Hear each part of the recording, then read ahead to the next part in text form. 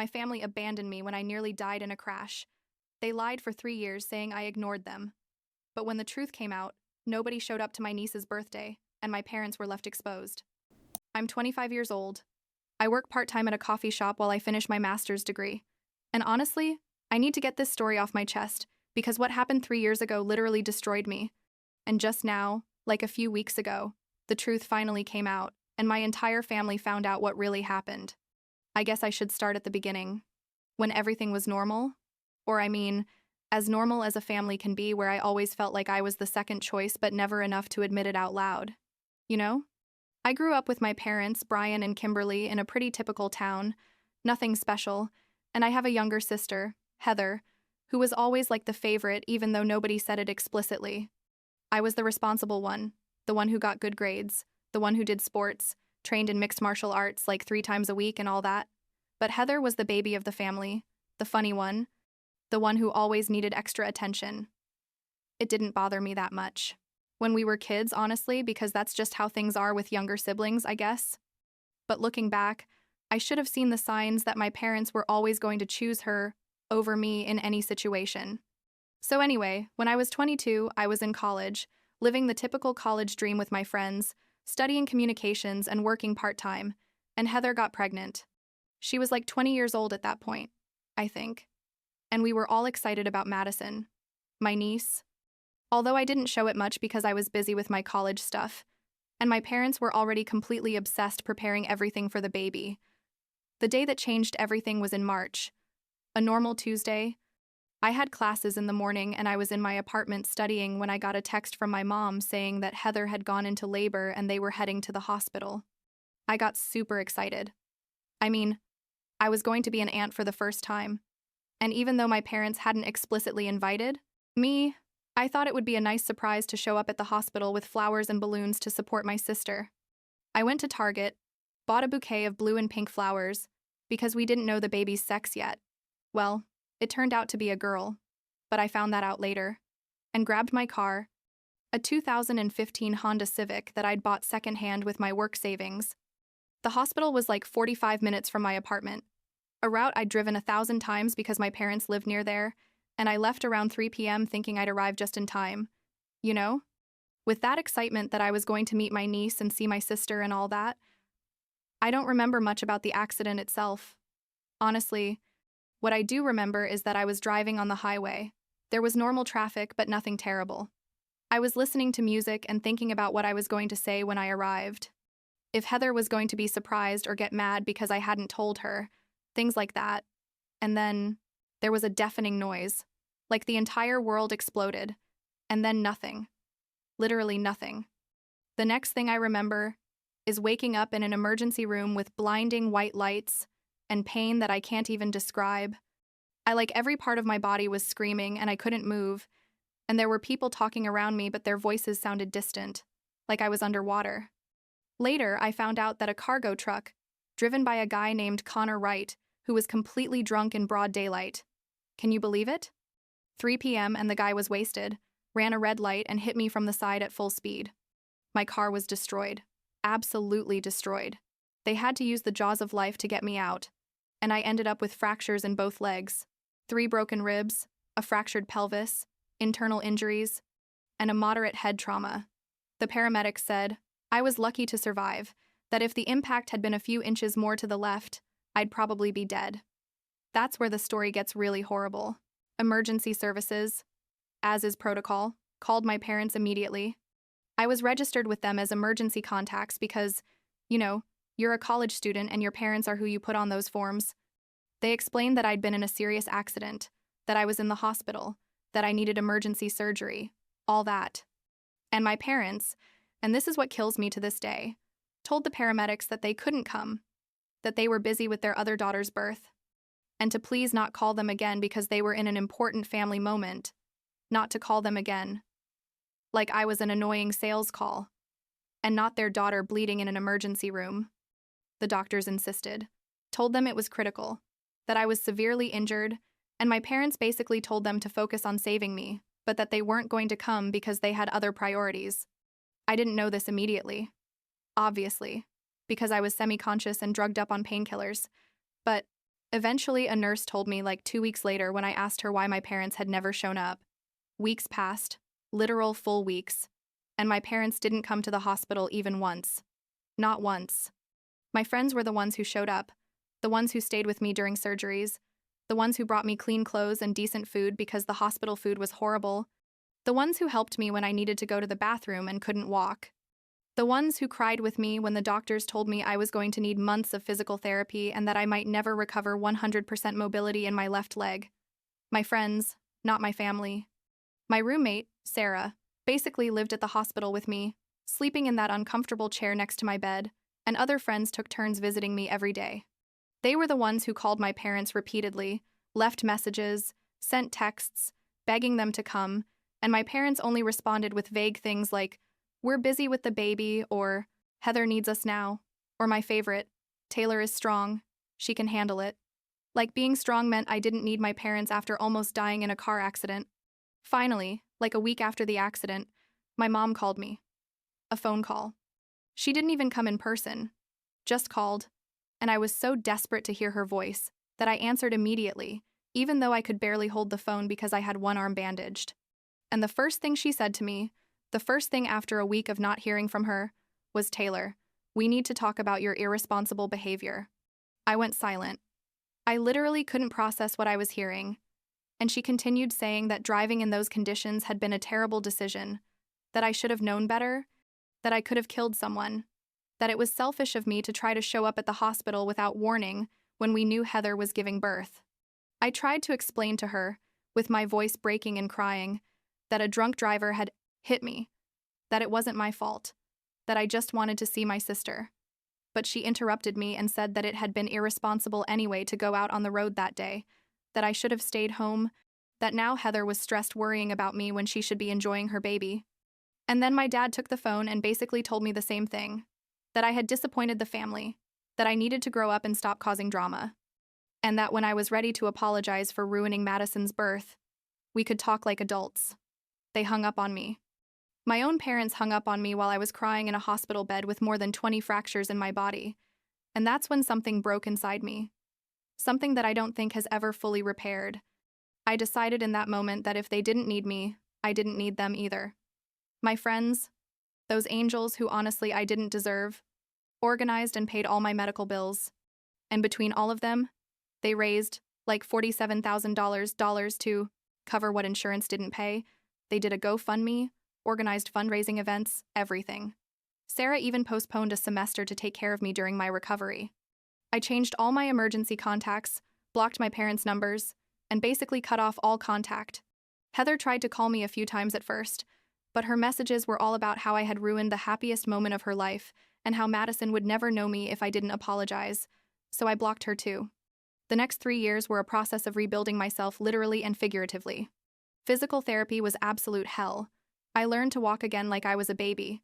I had to stop the mixed martial arts training that I loved so much because my body just didn't respond the same way. And I also started psychological therapy because obviously I had severe trauma from all this. I finished my degree, graduated with honors despite everything, because I clung to my studies as a way to stay sane. Got this coffee shop job that allowed me to work sitting down most of the time while I applied to master's programs, and basically built a completely new life without my family. I never mentioned the accident on social media, never told the story completely to anyone except my close friends, and when extended family asked about me, because my aunts and cousins sometimes contacted me, I just said I was busy with school and work. I didn't know that my parents were telling a completely different version of events to everyone. Fast forward to like a month ago. I got a message on Instagram from my Aunt Virginia, my mom's sister, asking if we could talk. I had a decent relationship with Virginia before all this. She had always been the cool aunt who let you drink soda at breakfast and bought you books that your parents said you were too young to read. So I responded. We talked on the phone and Virginia sounded uncomfortable, like she didn't know where to start. And finally, she told me that she had been at a family dinner at my parents' house the week before. Heather had just received a promotion at her job. Something in marketing, I think. And my parents organized this big dinner to celebrate with the whole family. And during dinner, someone asked about me, asked why I was never at these family events, and my parents told their version of the story. According to them, 3 years ago I drove drunk on purpose to sabotage Madison's birth because I was jealous of Heather. They said I caused an accident that could have killed innocent people, that I refused to accept responsibility, that when they confronted me about my behavior, I insulted them and cut off contact, and that since then I've been avoiding the family because I know what I did was wrong. But I don't have the courage to apologize. They said they tried to help me, paid my medical bills, stayed with me at the hospital, but that I was so toxic and ungrateful that I preferred to cut ties with my own family rather than admit my mistakes.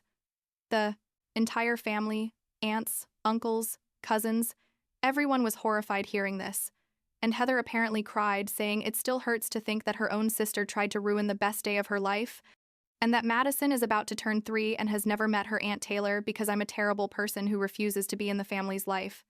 Virginia told me all this, and I was completely shocked. I couldn't believe that my parents had lied like that.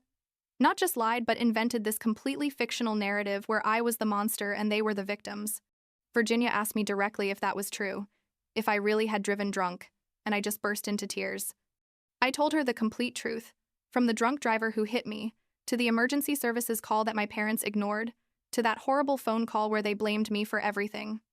I told her about my friends paying my medical bills, while my parents didn't show up even once at the hospital. I sent her copies of the police report from the accident, where it clearly said that Connor Wright had caused the crash driving under the influence of alcohol, photos of my injuries, hospital records showing that my parents never visited me, everything. Virginia was quiet for a long time after I finished talking, and then she simply said, "I need to hang up, but I'll call you back. Okay?" The truth spread through the family like wildfire. Virginia couldn't keep it to herself. And honestly, I don't blame her. She told everyone what really happened, showed the evidence I had sent her, and suddenly everyone in my extended family knew that Brian and Kimberly had abandoned their daughter in the hospital after a near-fatal accident and then spent 3 years lying about it. My aunts and uncles started distancing themselves from my parents. Cousins who used to post photos with them stopped tagging them, and when the invitations arrived for Madison's 3rd birthday, which was going to be this big party in an event hall with a princess theme, most of the family declined to go. My parents panicked, according to what Virginia told me later, because they realized their reputation was destroyed and that Madison's party was going to be a disaster without family present. And then they showed up at my door. On a Saturday morning, I was in pajamas, drinking coffee and getting ready to study when I heard insistent knocking. I opened it thinking it was my neighbor who sometimes needs to borrow sugar or something, and there were Brian and Kimberly. I saw them, and my entire body froze. It was like all the last 3 years hit me again, and before I could close the door on them, my dad put his foot to block it and said, "We need to talk, Taylor." I told them to leave, that they had no right to be there. But my mom started crying and begging, saying to please hear them out for just 5 minutes. I made the mistake of letting them in, basically because some neighbors were coming out to see what was happening and I didn't want a public scene. And we sat in my small living room that barely has space for the secondhand couch I bought. My dad went straight to the point. He said they needed me to call the family and tell them that it had all been a misunderstanding, that I had exaggerated the accident situation, that they had been there for me, but over time memories got confused and now there was conflict. Basically, they wanted me to lie and say that the version they told was correct. And they wanted me to save Madison's birthday party by telling everyone that I was the problematic one who invented drama. My mom added that they were asking for Madison's sake, that the poor girl didn't deserve to have her birthday ruined by adult conflicts, and that it would be selfish of me to let the family stay angry with them when with one simple call I could fix everything. To think about my niece, an innocent 3-year-old girl who had nothing to do with this. Something inside me exploded. 3 years of pain, of abandonment, of rebuilding myself alone, everything came out at once.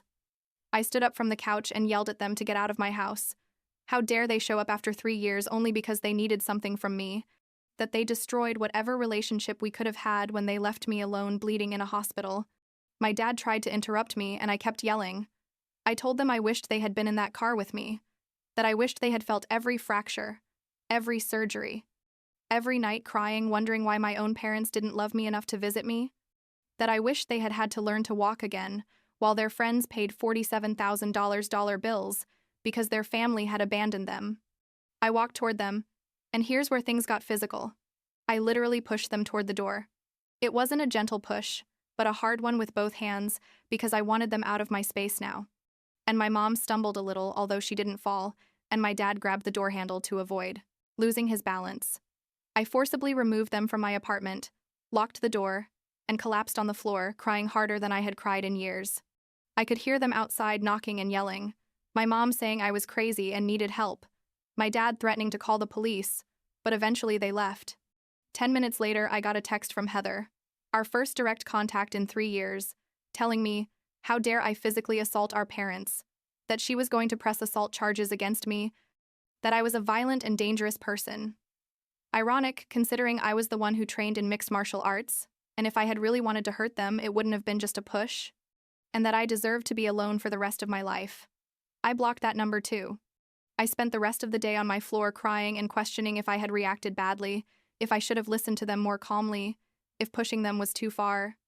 I posted the situation on Reddit that night, without giving real names, obviously, just to see if other people thought I was horrible, and the response was overwhelmingly supportive. Hundreds of comments telling me I didn't owe my parents anything, that they had the audacity to show up only when they needed me, that pressing charges was ridiculous because they were on my private property and refused to leave. Someone even commented that I should have pushed them harder, which made me laugh for the first time in days. I decided I wasn't going to apologize, wasn't going to call anyone, and if Heather wanted to press charges, let her try, because I had witnesses that they came to my house uninvited and refused to leave when I asked them to. Madison's birthday arrived 2 weeks later, and it was a complete disaster. Virginia told me that of the 60 people invited, only like 15 showed up. Almost all were Heather's and her husband's friends. No relatives from our side of the family went, except my parents, obviously. The event hall was half empty. There were entire tables without people, and Madison apparently asked where all her cousins and aunts and uncles were. Heather was furious. My parents were embarrassed, and they tried to make the party work, but it was obvious it had been a failure. They posted photos on Facebook trying to make it look crowded, but you could see the empty chairs in the background. Some aunts commented on the photos with heart emojis, but nobody commented anything about having missed it. It was like this awkward silence where everyone knew why there weren't people, but nobody said it directly. Virginia came to visit me a few days after the party. She brought coffee and cake. We sat in my small apartment, and we had the most honest conversation I'd had with anyone in my family in years. She told me she was proud of me for standing my ground, that she felt guilt for not having questioned my parents' version before, that as a family, they had failed to protect me. I cried in her arms like I hadn't cried since the accident. It was like all those feelings I had pushed down for 3 years. I finally had permission to come out. I told her about the nightmares I still had where I was trapped in the car, about how every time I heard the sound of brakes I froze, about the therapy I paid for with my miserable salary from the coffee shop, because I needed to process all this. Virginia just hugged me and told me it was okay not to forgive, that not everyone deserved forgiveness, and that choosing your mental peace over toxic family didn't make you a bad person. My parents sent an email like a week later. It wasn't even a call or visit, just a formal email they probably wrote together on the computer. They said that after reflecting, they understood that maybe they should have visited the hospital at least once, that they were under a lot of stress with the new baby and didn't handle the situation perfectly, but that the past was the past and we all made mistakes and it would be better for everyone to move forward as a family. Not a real apology. No acknowledgement of the lie they told for 3 years.